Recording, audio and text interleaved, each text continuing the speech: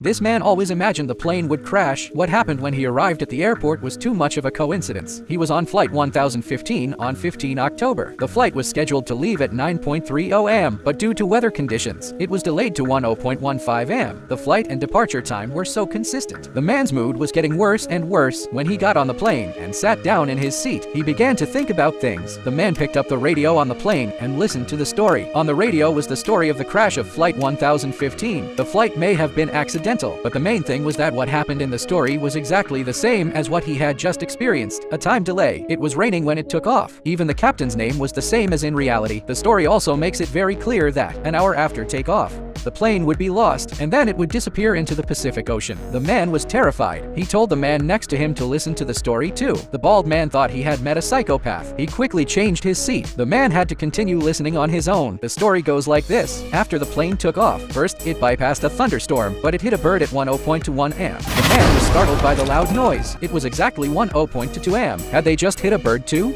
The man then called the flight attendant to ask if they had just hit a bird. He was rebuked for being unreasonable. The man thought it was a coincidence. He was ready to hear the story again, but the man behind him suddenly poked his head in and said, "The plane did hit a bird."